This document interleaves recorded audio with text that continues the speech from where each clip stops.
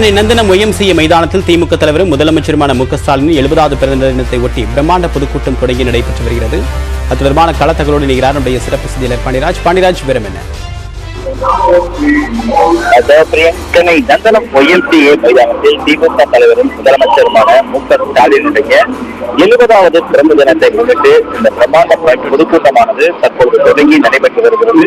திமுக பொருளாளரும் நாடாளுமன்ற குழு தலைவருமான டி.ஆர். பாலு வரவேற்புரை ஆற்றியிருக்கிறது. தற்போது முதலமைச்சர் மு க ஸ்டாலினுடைய ஆரம்ப காலம் முதல் தற்போது வரை அவர் முதலமைச்சரானது வரை ஒரு ஒளிப்படமானது மேடையில் திரையிடப்படுகிறது. மேலும் நந்தனம் ஒய்எம்சிஏ மைதானம் முழுவதும் அமைக்கப்பட்டிருக்கக்கூடிய LED திரைகளிலும் வந்திருக்கக்கூடிய பார்வையாளர்கள் பார்க்கும் வண்ணம் அந்த வீடியோவானது தற்பொழுது ஒளிபரப்பப்பட்டு வருகிறது. இதனைத் தொடர்ந்து பொதுச்செயலாளர் துரைமுருகன் உரையாற்றியிருக்கிறார். அதுக்கடுத்து தேசிய அளவிலிருந்து கலந்து கொண்டிருக்கக்கூடிய பல்வேறு தலைவர்களும் முதலமைச்சர் மு க ஸ்டாலினை வாழ்த்தி பேச இருக்கின்றனர். குறிப்பாக இந்த பொதுக்கூட்டத்தில் அகில இந்திய காங்கிரஸ் கமிட்டியினுடைய தேசிய தலைவர் மல்லிகார்ஜுன கார்கே மற்றும் காஷ்மீரிலிருந்து வந்திருக்கக்கூடிய தேசிய மாநாட்டு கட்சியினுடைய தலைவர் ஃபரூக் அப்துல்லா மற்றும் அகில இந்திய உத்தரப்பிரதேசத்தினுடைய முன்னாள் முதலமைச்சரும் சமாஜ்வாதி கட்சியினுடைய தலைவருமான அகிலேஷ் யாதவ் மற்றும் பீகார் மாநிலத்தினுடைய துணை முதலமைச்சர் தேஜஸ்வி யாதவ் உள்ளிட்டோர் முதலமைச்சர் மு க ஸ்டாலினை வாழ்த்து பேச இருக்கின்றனர். அதற்கு அடுத்தபடியாக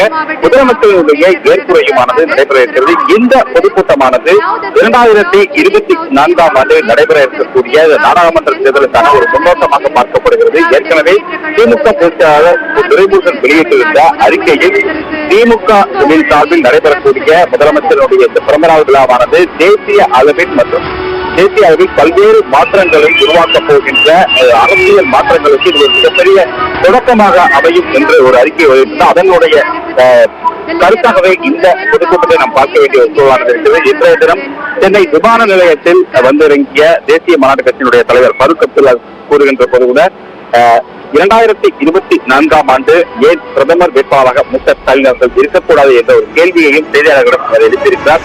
இந்த சூழலில் தான் தற்பொழுது இந்த மாநாடானது நடைபெற இருக்கிறது, தொடங்கி இருக்கிறது. விழாவில் அனைத்து தலைவர்களும் பேச இருக்கிறார்கள்.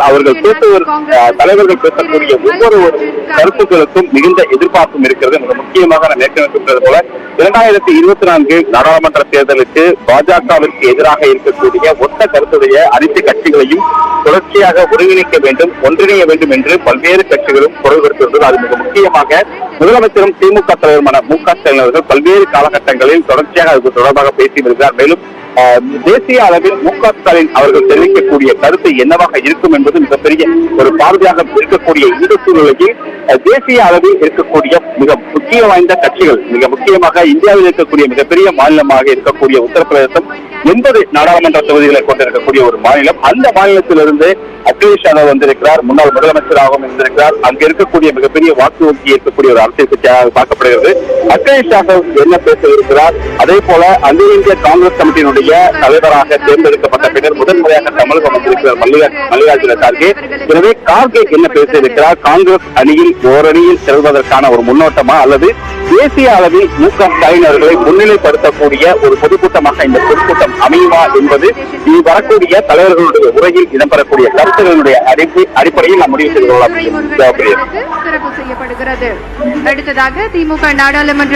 தமிழக முதலமைச்சர் மு க ஸ்டாலின் அவர்களுடைய 70வது பிறந்த நாளை முன்னிட்டு பல்வேறு தேசிய கட்சி தலைவர்கள் தற்போது தமிழகத்தில் நடைபெற்று வரக்கூடிய மு க ஸ்டாலின் அவர்களுடைய பிறந்தநாள் நிகழ்ச்சியில் பங்கேற்றிருக்கிறார்கள். அவருக்கு வாழ்த்துக்களையும் பரிசு பொருட்களையும் வழங்கி வரக்கூடிய இந்த காட்சியை நேரலையில் பார்த்துக் கொண்டிருக்கிறோம்.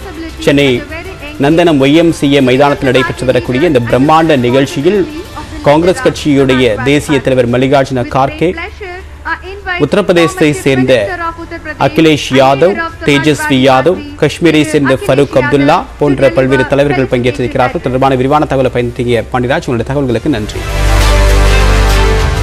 மேலும் அண்மை செய்திகளுக்கு தொடர்ந்து இணைந்திருங்கள். உங்கள் நியூஸ் 18 தமிழ்நாடு.